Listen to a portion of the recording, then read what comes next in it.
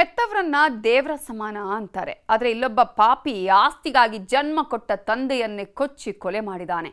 ಅಷ್ಟೇ ಅಲ್ಲ, ಒಡ ಹುಟ್ಟಿದ ಅಣ್ಣನ ರಕ್ತವನ್ನೂ ಹರಿಸಿದ್ದಾನೆ. ಹಂತಕನ ಅಟ್ಟಹಾಸಕ್ಕೆ ಇಡೀ ಗ್ರಾಮವೇ ಬೆಚ್ಚಿ ಬಿದ್ದಿದೆ.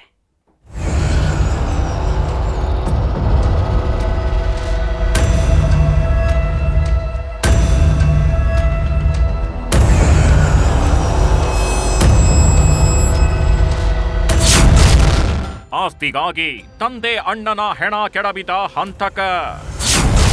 ಮಚ್ಚಿನಿಂದ ಕೊಚ್ಚಿ ಕೊಚ್ಚಿ ರಕ್ತ ಹರಿಸಿದ ಕೀಚಕ.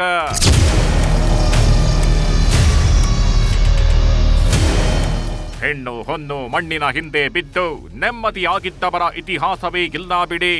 ಅದರಲ್ಲೂ ಆಸ್ತಿಗಾಗಿ ಜಿದ್ದು ಬಿದ್ರೆ ನಡೆಯೋದು ರಕ್ತ ಚರಿತ್ರೆ.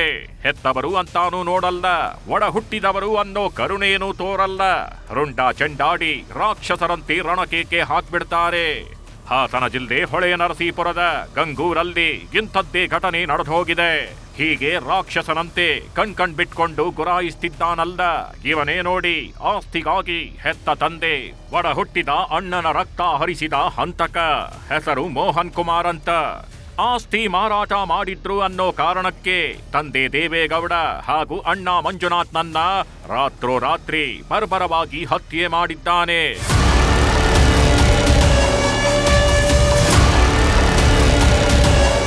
ಮೃತ ದೇವೇಗೌಡರಿಗೆ 3 ಹೆಣ್ಣು ಮಕ್ಕಳು ಹಾಗೂ 2 ಗಂಡು ಮಕ್ಕಳಿದ್ದಾರೆ.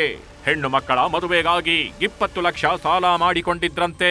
ಹೀಗಾಗಿ 1.5 ಎಕರೆ ಜಮೀನು ಮಾರಾಟ ಮಾಡಿ ಸಾಲ ತೀರಿಸೋದಕ್ಕೆ ಮುಂದಾಗಿದ್ರು.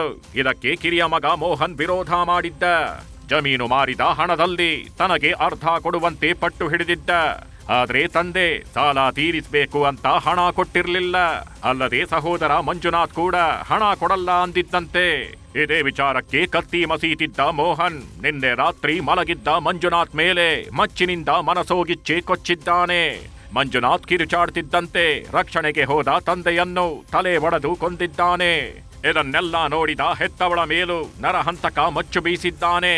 ಆದರೆ ಕೂಡಲೇ ಮನೆಯಿಂದ ಓಡಿ ಹೋಗಿ ತಾಯಿ ಜೀವ ಉಳಿಸಿಕೊಂಡಿದ್ದಾಳೆ. ಡಿಸೀಸ್ಡ್ ಮಂಜುನಾಥ್ ಮತ್ತು ತಂದೆ ದೇವೇಗೌಡ ಅವ್ರಿಗೆ ಅವ್ರ ಮಗ ಮತ್ತು ತಮ್ಮನ ಮೋಹನ್ ಕುಮಾರ್ ಅಲೈಸ್ ನಾಗರಾಜ್ ಅವರು ಕೊಲೆ ಮಾಡಿದ್ದಾರೆ. ಈಗ ಅವ್ರ ಅಮ್ಮ ಜಯಮ್ಮ ಇದ್ದಾರೆ, ಅವರು ಸ್ಟೇಟ್ಮೆಂಟ್ ಬಿಟ್ಟಿದ್ದಾರೆ. ನಾವು ಕಂಪ್ಲೇಂಟ್ ತಗೊಳ್ತಾ ಇದ್ವಿ. ಈಗ ನಾವು ಅಟ್ಲೀಸ್ಟ್ ಮಾಡೋಕ್ಕೆ ಬಾಡಿ ಈಗ ನಾವೆಲ್ಲ ಪೋಸ್ಟೇಜ್ ಎಲ್ಲ ಮಾಡ್ತಾ ಇದ್ವಿ. ಈಗ ಜಸ್ಟ್ ಕಂಪ್ಲೇಂಟ್ ಕೊಡ್ತಾ ಇದ್ದಾರೆ ನಾವು ಪೋಸ್ಟೇಜ್. ಮನೆಯನ್ನೇ ರಕ್ತಸಿಕ್ತವಾಗಿಸಿದ್ದ ಕೊಲೆಗಡುಕ ಮೋಹನ್ ಸಹೋದರಿಗೆ ಕಾಲ್ ಮಾಡಿ ಕೊಲೆ ಮಾಡಿದ್ದಾಗಿ ಹೇಳಿದ್ದಾನೆ. ಅಲ್ಲದೆ ನನಗೂ ಏಟಾಗಿದೆ, ಆಸ್ಪತ್ರೆಗೆ ಸೇರಿಸು ಎಂದು ಕರೆದಿದ್ದಾನೆ. ವಿಷಯ ಕೇಳಿ ಓಡೋಡಿ ಬಂದ ಸಹೋದರಿ ಮನೆಗೆ ಬಂದು ನೋಡಿದ್ರೆ ತಂದೆ ಹೆಣದ ಪಕ್ಕದಲ್ಲೇ ಮೋಹನ್ ನಿದ್ದೆ ಮಾಡ್ತಿದ್ದಂತೆ. ಆಸ್ತಿ ಮಾರ್ಬೇಡ ಕಣಪ್ಪ ಅಂತಲೂ ಹೇಳಿದ್ದು, ಮಾರಿದ್ರೆ ನಿನಗೆ ತೊಂದರೆ ಆಯ್ತತೆ ಅಂತಲೂ ಹೇಳಿದ್ದು. ತಂದೆ ಮಾಡೇಬಿಟ್ಟ ಸರ್, ಮಾತ್ರ ಬಿಡ್ಬೇಡಿ ಸರ್, ಬಿಟ್ಟಿರಿ ಅಣ್ಣ. ಇವತ್ತೇ ಪಾಬೇಕು ಮಾತ್ರ, ಇವತ್ತೇ ಸಾಯಿಸಿ, ಇವತ್ತೇ ನಾನೇ ಜೈಲ್ಗೆ ಹೋದ್ರೂ ಪರವಾಗಿಲ್ಲ, ಇವತ್ತೇ ಸಾಯಿಸಾಕ್ತೀನಿ ನಾನು. ಸದ್ಯ ಮರ್ಡರರ್ ಮೋಹನ್ನನ್ನ ಹೊಳೆ ನರಸೀಪುರ ಗ್ರಾಮಾಂತರ ಪೊಲೀಸರು ವಶಕ್ಕೆ ಪಡೆದುಕೊಂಡಿದ್ದಾರೆ. ಅದೇನೇ ಇರಲಿ, ಆಸ್ತಿಗಾಗಿ ಜನ್ಮ ಕೊಟ್ಟ ಅಪ್ಪ ಒಡ ಹುಟ್ಟಿದ ಅಣ್ಣನನ್ನೇ ಬರ್ಬರವಾಗಿ ಕೊಂದಿದ್ದು ಮಾತ್ರ ದುರಂತ. ಕೃಷ್ಣ ಗಿಬ್ಬೀಡು, ನ್ಯೂಸ್ 18 ಹಾಸನ.